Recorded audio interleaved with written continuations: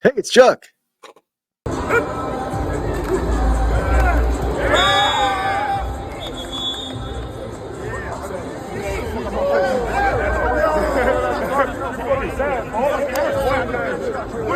the hell? Go again.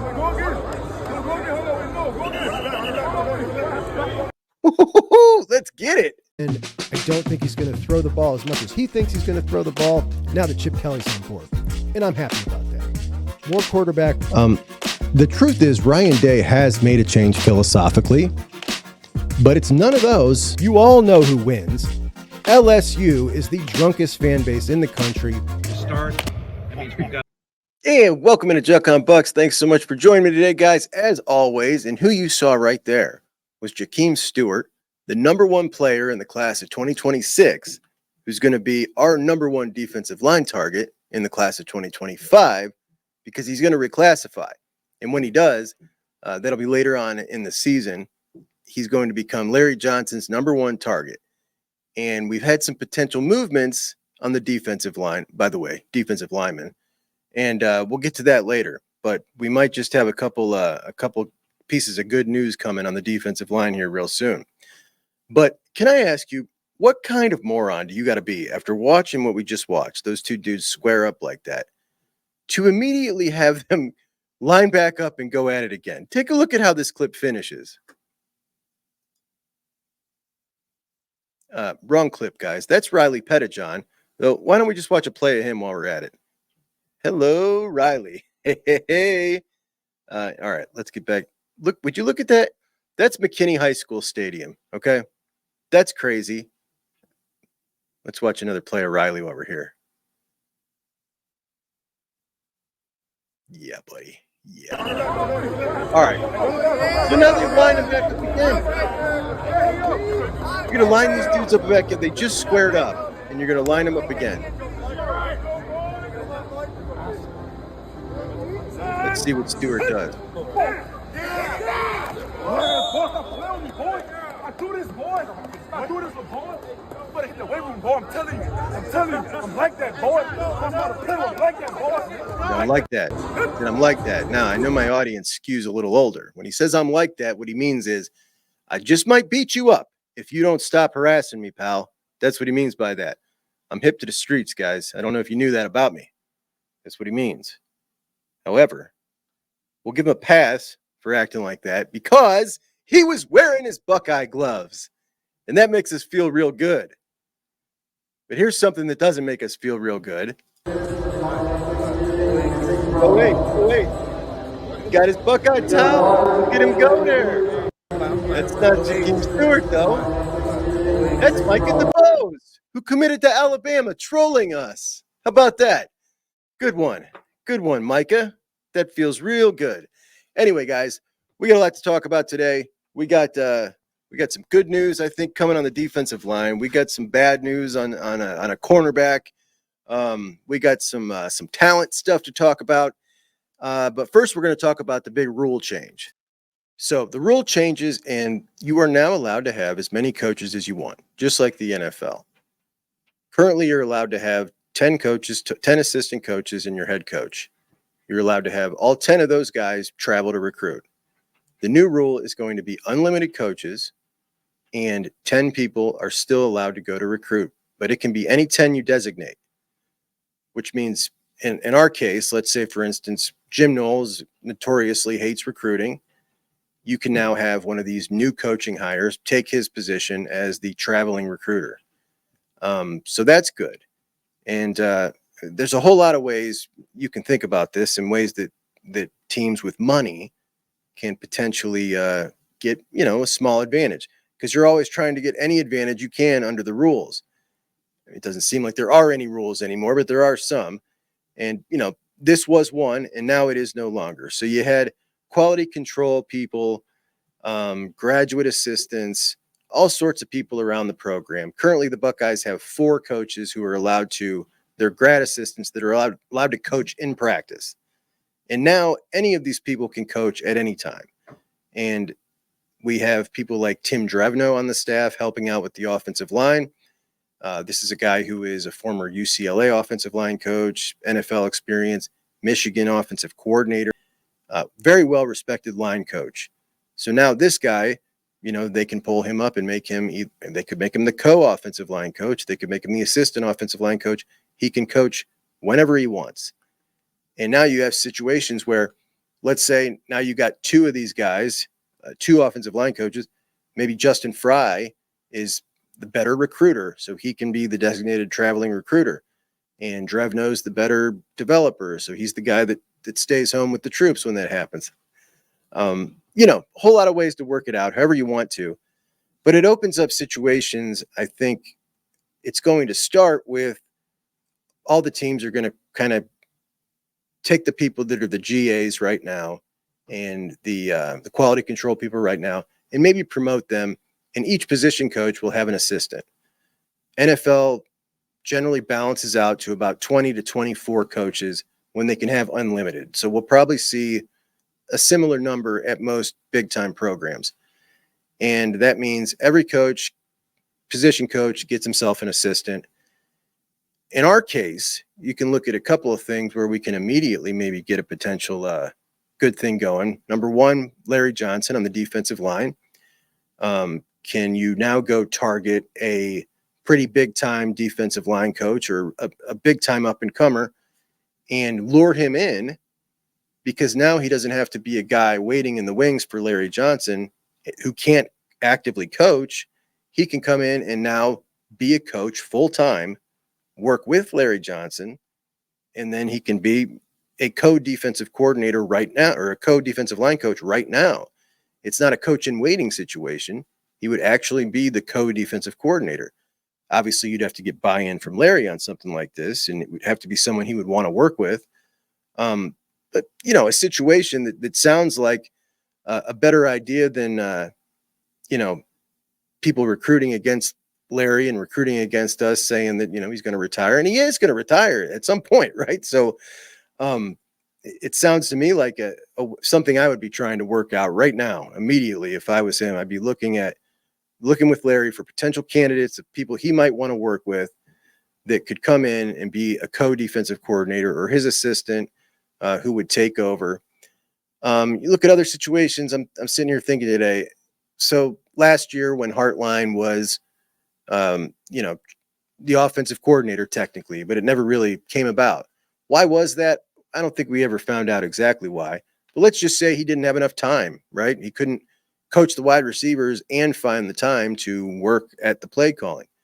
Well, if he had an assistant who was allowed to coach full-time, an assistant wide receiver coach who could coach full-time and also coach during the games, well, maybe there's a lot of time there that instead of spending 20% of his time working with offensive play calling, he could have now spent 50% of his time doing that.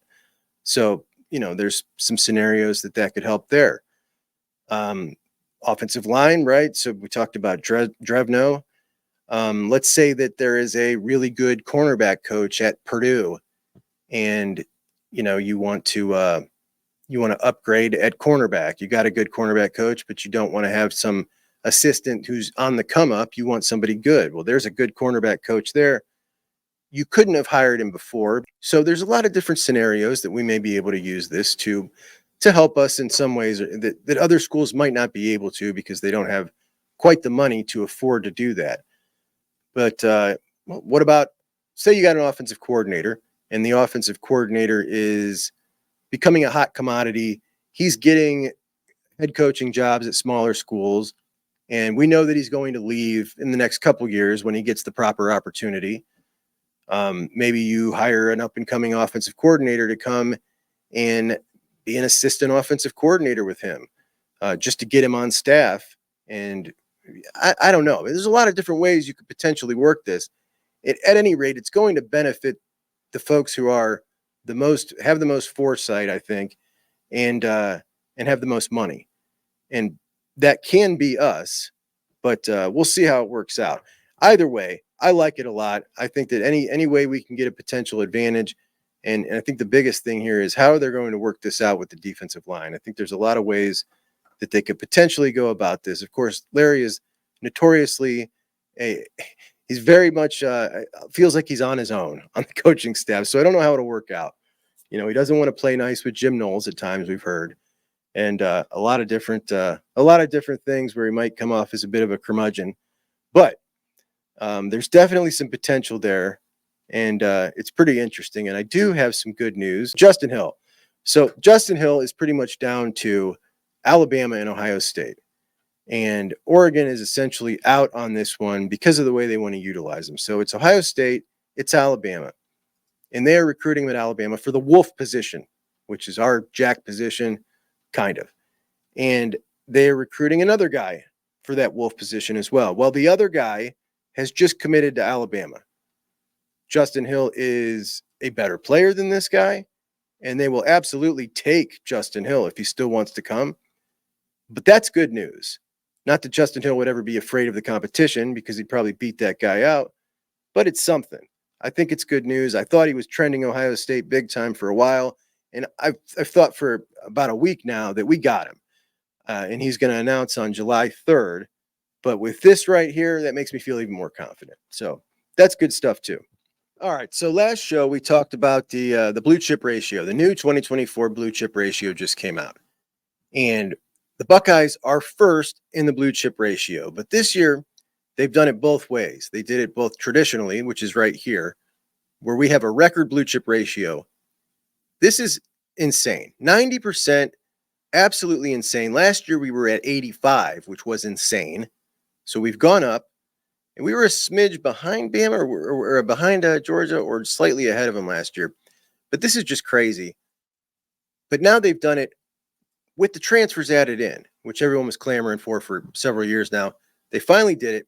And we actually dropped down when you include the transfers, which does not bode well for the they tried to buy a championship argument, as our talent level goes down on paper when you add them in. But absolutely loaded with talent. It certainly speaks incredibly highly of the recruiting efforts that the Buckeyes have been doing. And they've been landing. They've been doing great. You know what's funny is I saw a athletes or on 11 Warriors, there was a poll to grade the current class, which sits number one by all the recruiting services, and people were giving it like a B+, B-. They got to get this, they got to get that. Grade it right now, it's number one, right? It just blows my mind. Some people, obviously, there are still needs. We're not done yet, but we do need some big guys on the defensive line, that's for sure. And we got some good news coming on that, I believe. We also need some good news on the offensive line. We got some bad news to talk about with that. But this thing's a deceptive statistic a little bit, because even though we have beat them in the blue chip ratio, we haven't taken number one yet in a class. And they have both done that in the past 4 years, a couple times. And the difference between our classes and their classes is oftentimes one or two crazy edge rushers or big men in the middle of the defense or a superstar offensive lineman. And it just seems like those are the positions that we always tend to lack on. It also seems like sometimes when we match up against them, those are the mismatches they can create at times. And that's a bummer. But we got some big ones on the hook. We talked about Jahkeem Stewart. We're in good standing with him right now. Trajen Odom, Maxwell Roy. We'll talk about them later. Of course, there's Malik Autry, who, by the way, was also wearing some Ohio State gear at that Rivals 5-star camp. Though I think it might have been one of those scenarios where they have him take pictures with all their team's gear. Like he might have switched a couple times, because I did see Braylon Womack, that's the 5-star safety out of Mississippi, who has Ohio State, Michigan, and Notre Dame.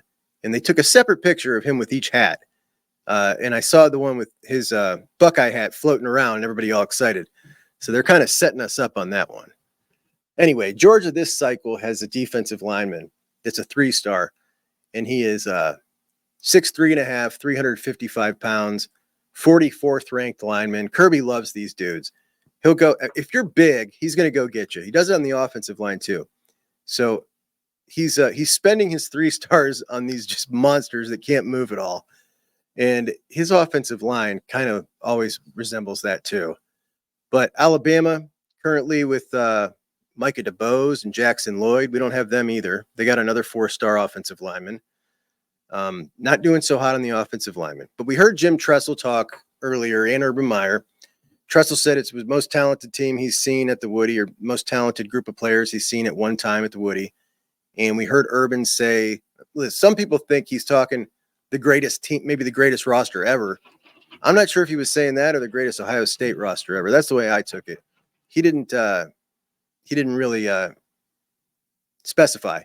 But there's been some talk under Ryan Day that player development hasn't been great. And I've seen some people point to the class of 2020 as a failure. I just kind of disagree. And the class had C.J. Stroud, Paris Johnson, Jackson Smith and Jigba, Luke Whippler. They're all in the NFL. You got, according to Dane Bugler, Ty Hamilton, Lathan Ransom. They're going to be draft picks. And Cody Simon and Josh Fryer have a shot. So that's 6 NFL guys, potentially 8. G. Scott, going to be a captain. Obviously, him coming in as a 5-star wide receiver didn't work out. He was buried on the depth chart. He switches positions. They tried. I mean, he's never going to be a great tight end. He's not going to be an NFL tight end. I don't really blame that on development. I just don't think he had it in him. Mayan Williams was in that class. That's a guy that was offered very late because Tony kind of did his normal miss, and then offer someone late. And I think Mayan Williams kind of outperformed his talent. And he was, I wish we still had him. He was a good Buckeye. And I really loved his running style. Mitchell Melton's got a chance to pop this year. Obviously, he's been injured a lot in his career. Julian Fleming came in as the number 1 receiver. I just don't think he was ever that kind of talent. I think they did the best they could with him. Also a great Buckeye until he transferred, but still rooting for him. It wasn't a great class, but I mean, we're looking at 2 NFL studs, including the best young quarterback in the league. Jackson's a savage. And I don't know, man. I don't judge that as a bad class, but some people point to that one and say, yeah, this is a bust of a class, and use that as a way to knock him on the development. I don't really see it that way. But when we talk about the talent coming out, we can always look at the NFL draft and kind of use that as a barometer. Last year, we had 4 guys drafted. Of course, that was super low because we had guys stay back. So everybody's been talking about how many guys are the Buckeyes, going to get drafted, how many in the first round. Now, Dane Bugler is a guy who's been an NFL draft guy for quite a while, really well respected. And he wrote an article in The Athletic. And what he did was he went and he broke down all 15 of the Buckeyes NFL draftable guys, wrote a little blurb on it. And his data on this goes against almost everyone's I've seen. So I collected a whole bunch today of projections. So projections for what this draft is going to look like for the Buckeyes. But I want to go over Bugler's first. Now, the Buckeyes obviously are pushing for the record. The record is 15 that was set by Georgia in 2022. The Buckeyes share, along with LSU, the second place record for 14 guys drafted. We did it in 2004. We also had 12 in 2016, and in 2020 we had 10. Michigan went for the record last year. They got 13, so they not only did not get the record, they didn't even tie our record. So that was really at least one satisfying thing that came out of last year, because that would have hurt if they took down our record on that one too. Anyway, we're going for the record. All these guys coming back, and we're feeling good. And here comes Dane Bugler in to kind of rain on our parade here, man, because he broke down the guys. I did not like the way it turned out, so we're going to go over it. All right, so he starts with Tyleek, 6'2.5", 325. Williams is my favorite player of the group to study. Don't be surprised if he's the first Buckeye selected. Outstanding run awareness and point of attack strength to stack, detach, and make stops at the line of scrimmage. Top 100 pick. JT Tuimoloau, 6'4.25", 268 pounds. I don't think anyone would use the word dominant to describe him, but his motor, savvy, and big man athleticism consistently show up on film, gives blockers all they can handle while rushing the quarterback. Considered a borderline first rounder. Number 3, Quinshawn, 5'11 and an eighth, 219 pounds. Ole Miss transfer. Judkins announced himself as a future NFL back with a combined 2,700 rushing yards, 34 touchdowns the past 2 seasons. For a bigger back, he runs with nimble feet, quick reads, and gashes defense with a physical running style. and consistently turns 2-yard losses that other backs would have into 5-yard gains. Travion Henderson, 5'10", 214.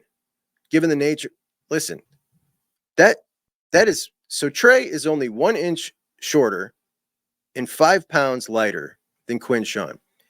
And his burst from 0 to max speed at that size, I mean, I didn't know he was 215 now. That is just, he's so impressive.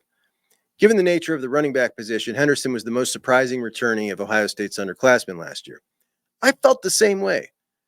My theory was on Trey that if he comes back, he's already perceived as an injury risk.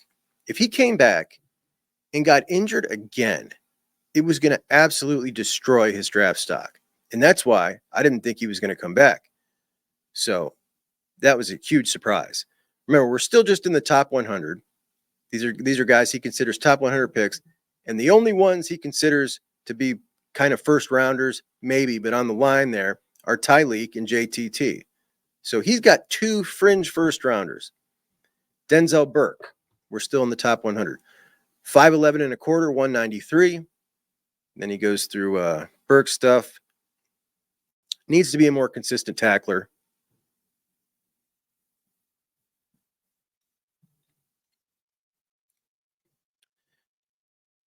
Emeka Egbuka, 6 foot and 3/4 inches, 204 pounds. Not a no doubt first rounder like recent Ohio State receivers. He has the skill of an NFL starter, working mostly out of the slot for the Buckeyes. He's tough to cover and has quarterback-friendly ball skills. He's my number 1 senior wide receiver prospect. Jack Sawyer, 6'4 and a quarter, 265. Sawyer isn't the most deceptive pass rusher, but he's always in the chase mode, balanced athleticism, and slips blockers with heavy hands. He led the Buckeyes last season in sacks. Projects as a long-time quality NFL starter. Davison Igbinosun, 6'1 and 3/4, 190 pounds. Did not realize he was 6'1 and 3/4. That's he's just 1 inch shorter than Devin Sanchez, who's incredibly tall. After spending his freshman season at Ole Miss, Igbinosun transferred to Ohio State last year and earned a starting role. With Burke on the other side, offenses weren't shy at throwing to Igbinosun. That led to plenty of volatility on his 2023 tape. He needs to play with better control and coverage, but his length and athleticism give him a shot to be drafted on day 2. I mean, I think he can go higher than that, but he definitely does need to show, better control. He's a wild one, man. That's why we love him. He'll get you a penalty every now and again. He's good for that. All right. Now we got draft 3. All right. Now we got day 3 draft grades.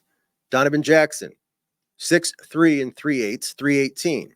Easy to see why he was a 5-star, has traits of a day 2 pick, but needs to improve his timing, finish, and consistency as a senior to cement top 100 grade status.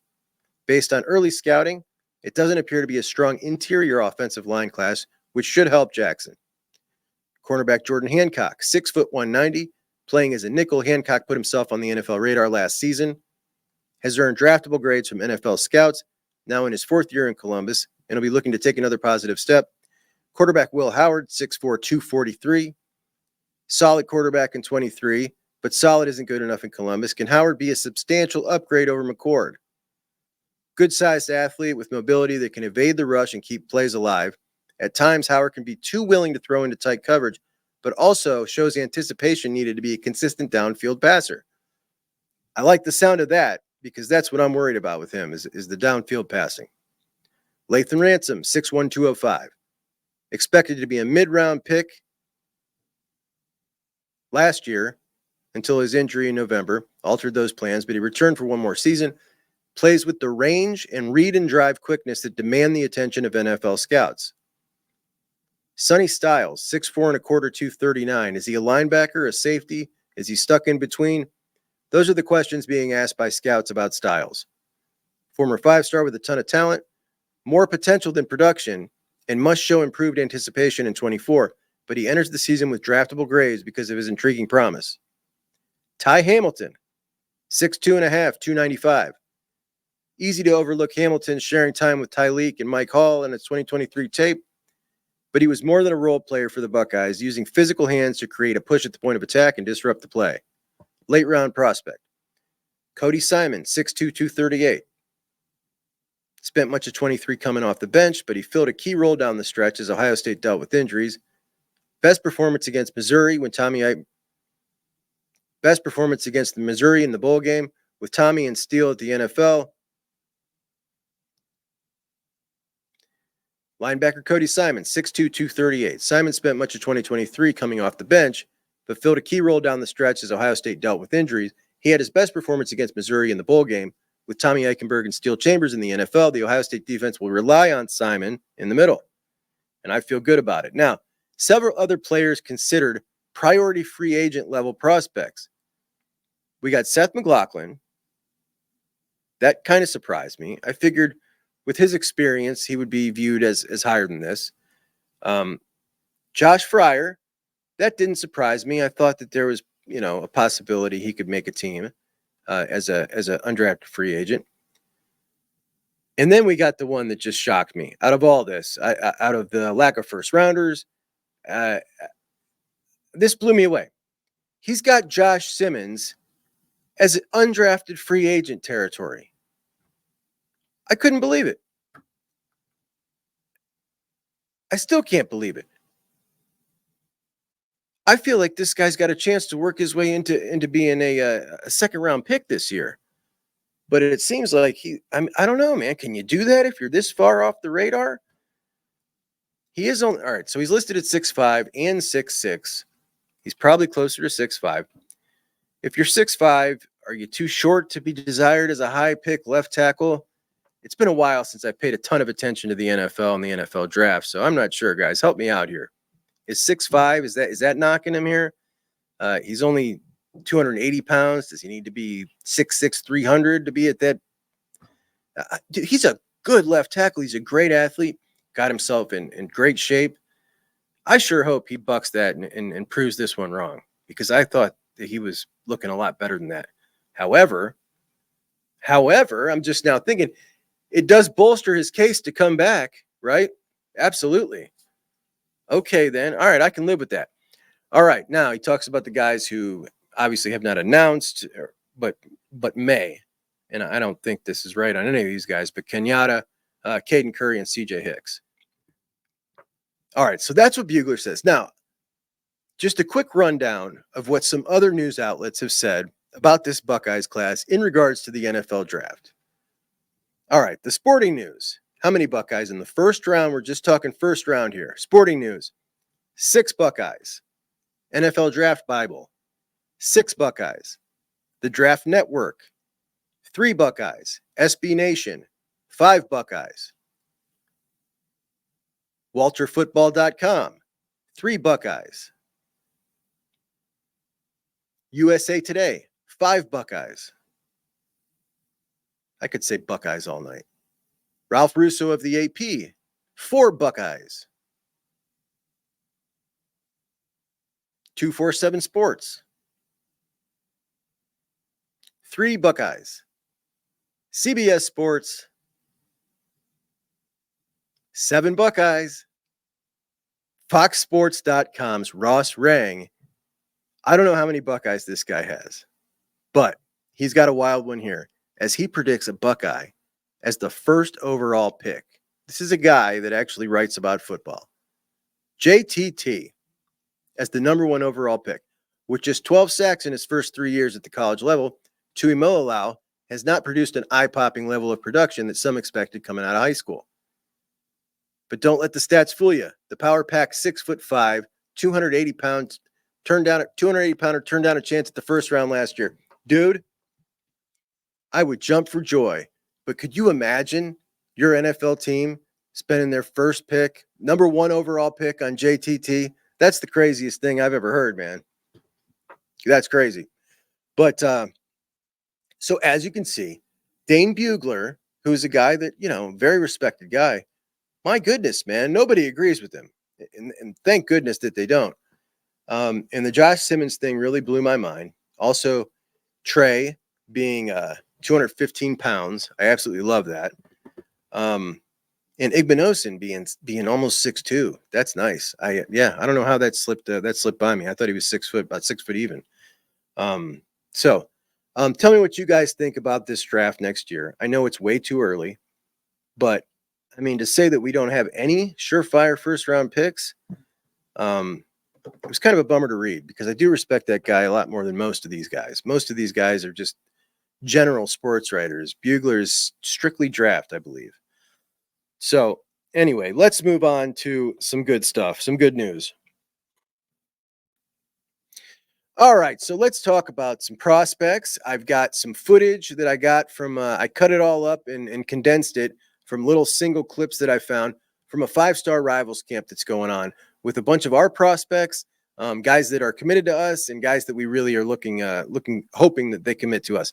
But first, some bad news, as offensive lineman Mario Nash, who is a guy who was one of our late second wave of offers out of Mississippi. I believe Petito or Carlos Lachlan offered him, and he was supposed to come up with his awesome running back buddy, who's a teammate of his, and they ended up not making up on Memorial Day, but he did come up to camp with us 2 weeks ago, and he came up to camp, loved it at camp.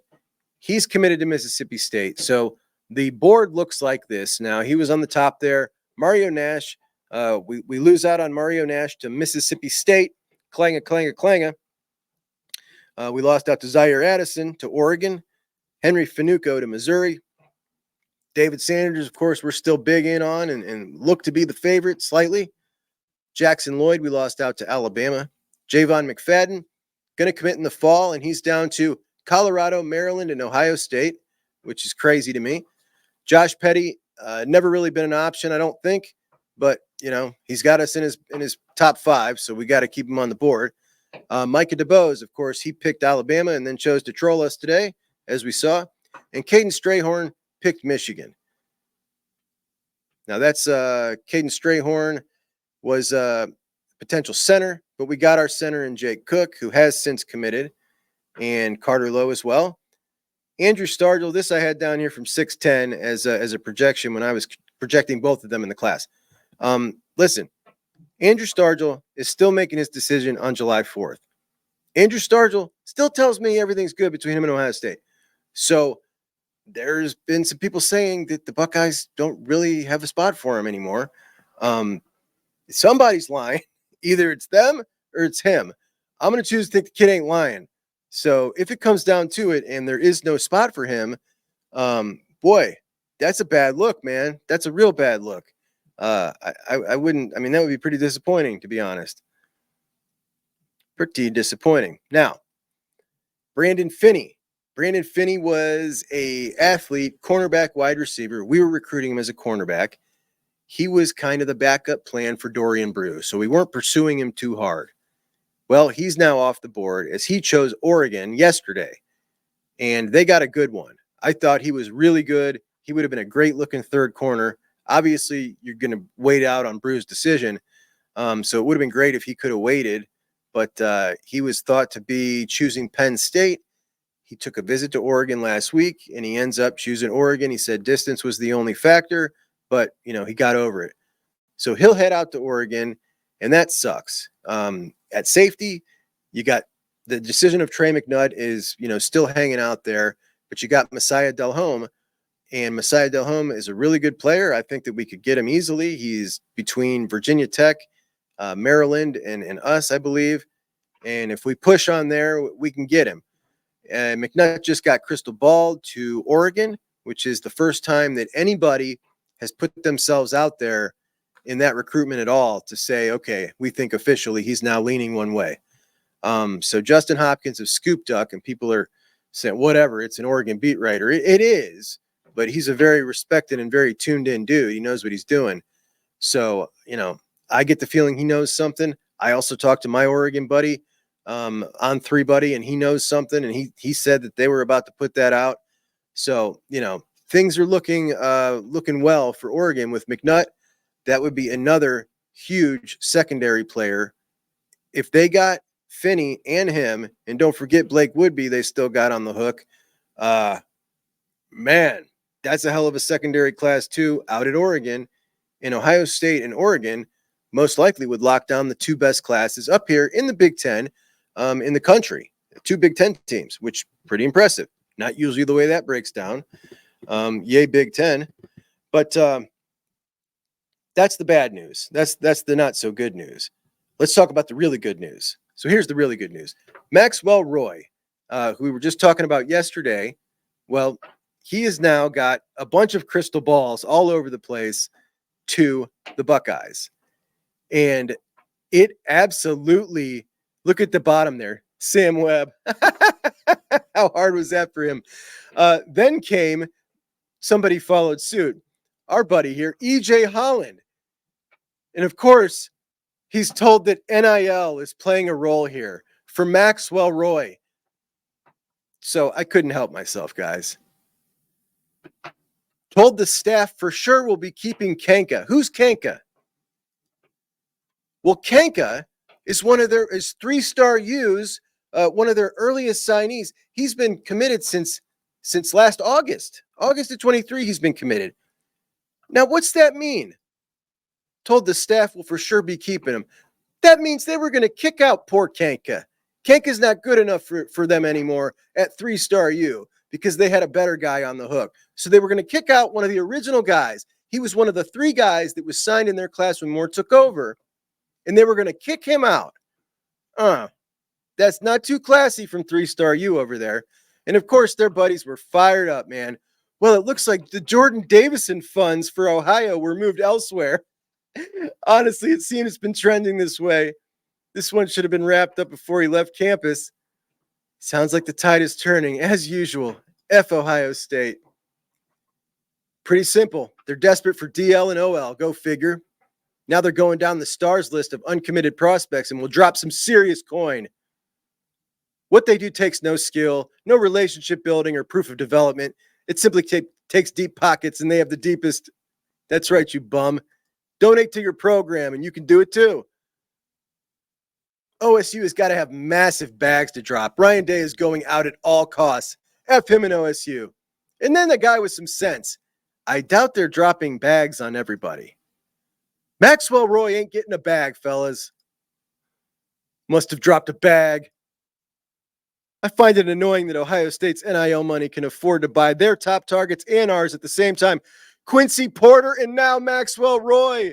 Must be nice to strengthen one's program while trying to weaken your rival at the same time. But man, Ryan Day is doing whatever it takes to beat us.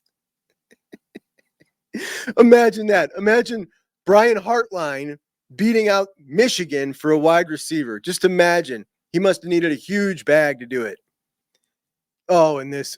Guessing Roy was one of the silent commits. So here we go with this shit again. Guessing Roy was one of the silents to Michigan as of yesterday. Yes, Michigan and their tens and tens of silent commitments that you know about because you're such an insider on your message board. I can't stand these dweebs, dude. They're such dorks. All right, here's the other good piece of news. I think that not only is big body Maxwell Roy trending Buckeye, but Trajen Odom makes his decision on Friday, and I think he is also heavily considered to be a Buckeye lean at this point. Trajen Odom is the one I would prefer of the two, the one without the injury history, and the one who's just a little more dominant on the film as well. And let's watch that film. Here is Trajen Odom. Okay, let's see what we can see here. All right, here's Trajen Odom. Can you see him? Man, what is it with these guys? Can we zoom in a little bit here? All right. Oh, my gosh. Did you see that little stutter step in the beginning? This kid's got a motor, man. He's got a motor. He's got quicks. He's big. Look at this. I really like him. Taking on a double team. Unblocked there, but you can see the way he moves in the space that he has. Look at the swim. Really like Trajen Odom. Now let's have a look at Maxwell Roy. This is not Maxwell Roy. This is Riley Pettijohn again. Getting to see a lot of Riley today. Matter of fact, here's Riley right here. As he finished 33.1. second in the vertical jump at the Rivals camp. Now here is Maxwell Roy. And you can see Roy there, 58.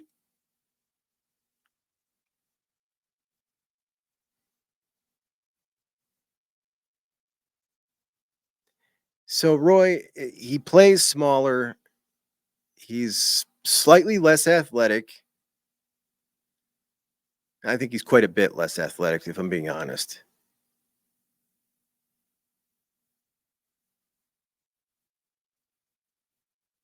But he's at St. Joe's Prep, so we know he's been coached right. Powerful. He is powerful.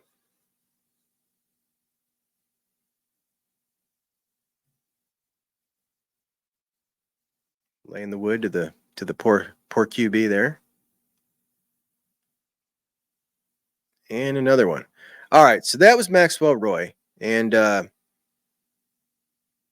crystal balls from the Maxwell Roy man and Trajen Odom to the Buckeyes. That would be super big news because now you're sitting pretty.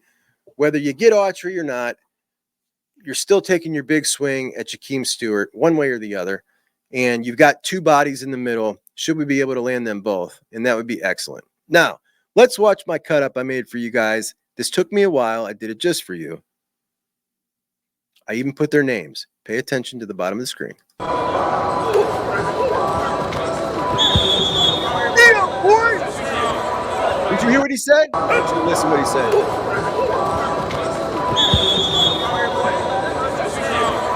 That's what you get. That was London Merritt, our guy. London Merritt did that to that poor dude and said, that's what you get. Who was that dude? That was Avery Gotch.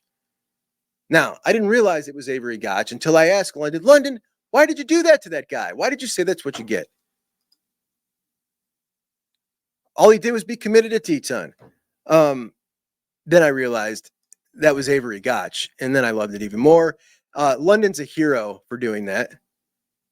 Let's watch it once more.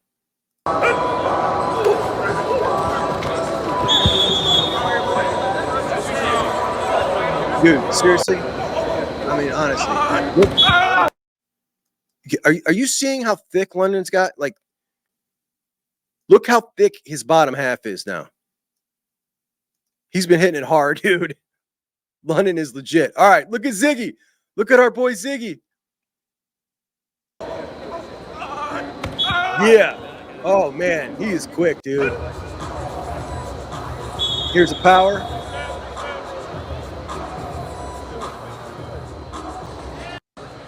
All right, here's Delhomme McCutcheon. You guys know how much I love this kid.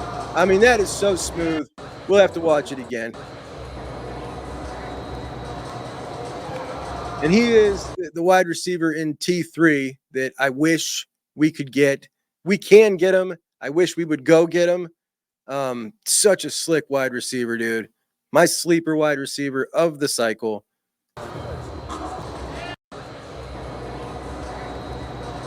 It doesn't get much smoother than that. Deuce Gerald's. Oh, my gosh. Now, this kid, Deuce is a 2026 prospect, and Deuce is big on the Buckeyes. He really, really likes us out of Georgia. Again, this kid just finished his sophomore year. He's heading into his junior year. Let's watch him once more. Deuce Gerald's. Look at how thick that dude is. My word. Here's big Malik Autry. 325 pounds. By the way, that's Mario Nash, who just committed to Mississippi State there that he's going up against. Mario holding his own there.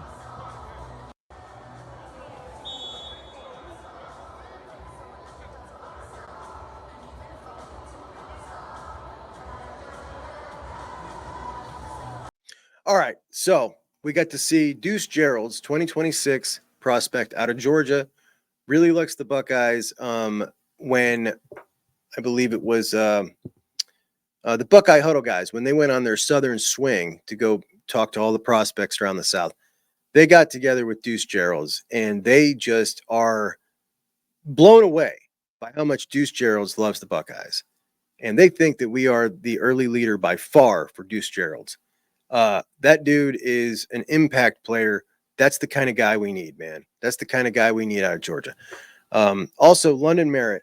Wow, he looks fantastic. He looks absolutely fantastic. He's putting on a lot of weight, man, and he's getting powerful.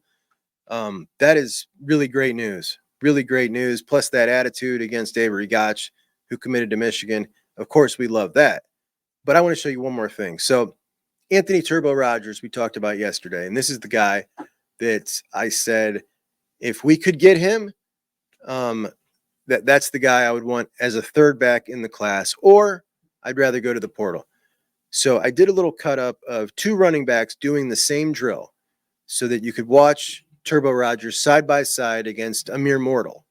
So the first guy we're going to see is the Michigan commit running back out of Louisiana that I told you runs like he's got concrete on in his shoes. So let's watch him first. We're going to go 3 times so your eyes can get accustomed to him, and then Turbo comes after him.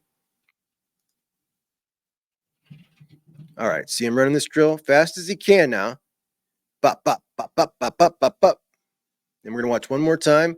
Bop, bop, bop, bop, bop, bop, bop, bop. Okay, now here comes Turbo. I mean, the dude is elite quick. Look at this guy, man. Ridiculous. Put him in a chip offense. And there they are, top to bottom there. That's about right. That's Ohio speed versus Michigan speed right there. All right, let's get to some comments and wrap this puppy up, shall we? All right, it's pronounced Pooh Shiesty. He's a rapper. That was in response. I asked what the mask was. Guy tells me Poe Shiesty and didn't give me the proper pronunciation. It's Pooh Shiesty. Pooh Shiesty. NIL has its negatives, says Miss Smith. You're doggone right. Can we even call this NIL anymore? Like, these are straight up contract negotiations, salary negotiations with players to commit to a school. This is straight up pay for play. I hate that this has just been made totally legal now. It's absurd, but it is what it is. Mecca.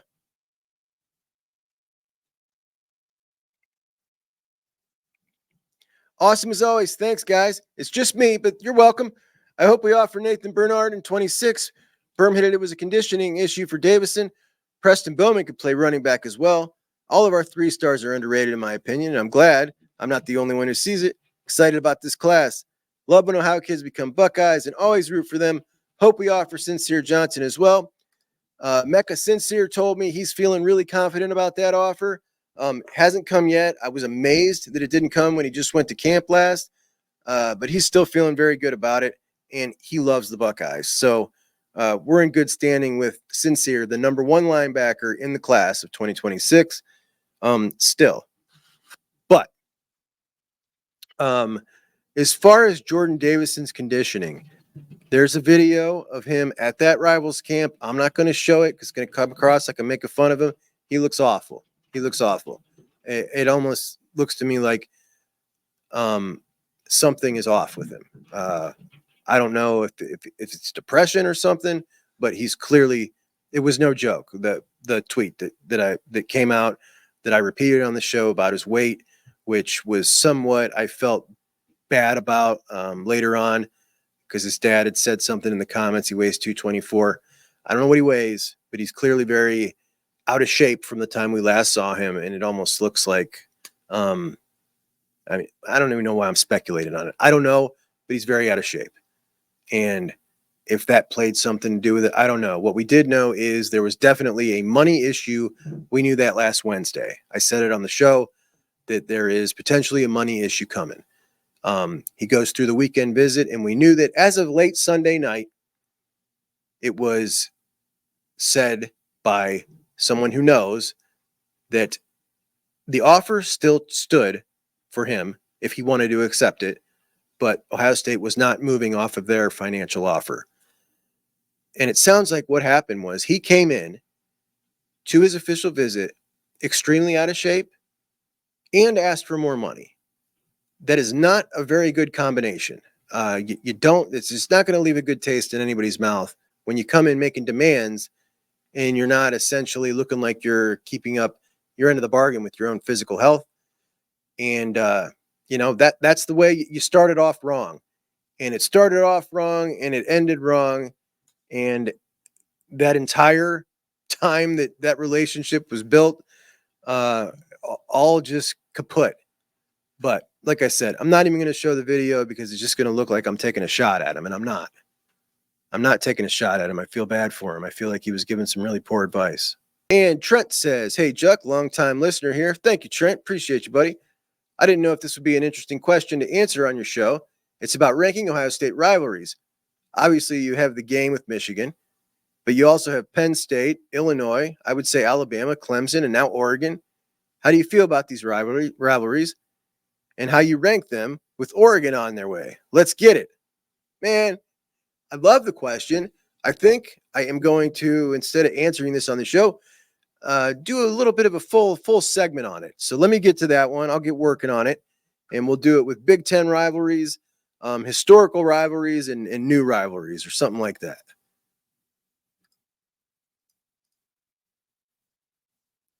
And our guy, Paulie Walnuts. Hey, Paisan, how you doing there, Goomba? I'm from Mansfield, Ontario area. Ontario, barely a town. It's a strip of businesses next to Mansfield, then a few houses spread out there. Mansfield is like 10 times Ontario. Now, what did I tell you guys? We're not going to disparage that gentleman's hometown. We're very proud of Ontario right now. They produced our favorite son this cycle. BP Miller for life, baby. All right, guys. That's our show today. That'll do me for. Don't get out of here without liking that video for your guy. Also, if you've accidentally been unsubscribed, like our pal the other day, go ahead and hit that resubscribe. And I will see you guys tomorrow. Juggle Bucks out.